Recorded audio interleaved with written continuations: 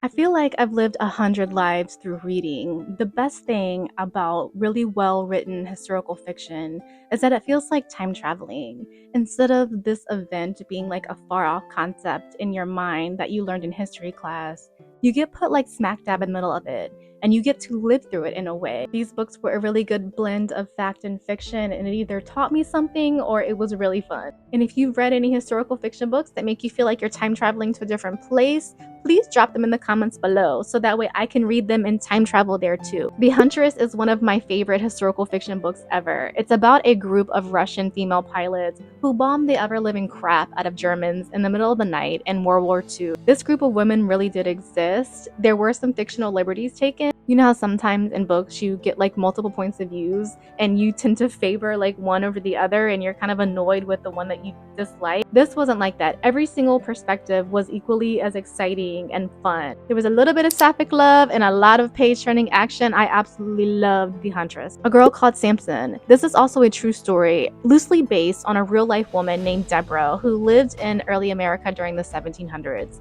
Now, she dressed as a man and went into the belly of the Revolutionary War, fighting alongside other men for the freedom. The American Moulin. I could have done without the romance bits in this book. Honestly, I just wanted her to just be awesome, but it's fine. I mean, I'm not allergic to fun, so sprinkle in the love if you guys must. The Frozen River. This historical fiction is loosely based on a real-life healer named Martha that lived in early America during the 1700s. This book felt like a really good episode of Outlander. From the main characters to the setting to the plot, it just felt very reminiscent of the show. So if you love the show Outlander as much as I did, I think you will really enjoy this book too. Babylonia. This was a mix between historical fiction and fantasy. So in this book world, we travel back to this brutal empire called the Assyrian Empire. So in this book, there's a lot of bloody battles, there's politics, and there is an ancient queen's clever rise to power. This is the best book that I've read so far this year in 2025, I think.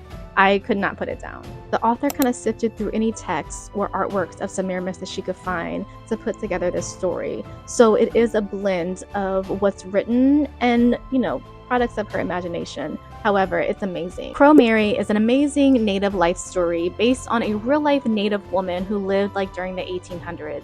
She married a trader to get weapons for her tribe for protection. So this is like her life story told by this author with help from Crow Mary's great-great-granddaughter. This book is set in a time period where natives were being pushed further west away from the lands that they were familiar with and familiar with cultivating and farming. So it was really hard for them to find ways to survive.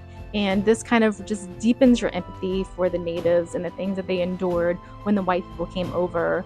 I really wish we would have blended with them instead of eradicating them, or listened to them instead of silencing them and forcing our beliefs on them. I can't imagine how interesting and cool America could be if we would have blended instead of being cruel. Things Past Telling. This was a beautifully written novel about really horrible things. I really despise this part of American history, but I absolutely love this character, Miriam. You will root for her wins and grieve with her at her losses. This was just an amazing book that made me feel all the feels. Pachinko. This felt like a full submersion into Japanese Korean culture. Sometimes we forget that racism takes many forms and affects many different cultures and races. So this book is a multi-generational story about this Korean family.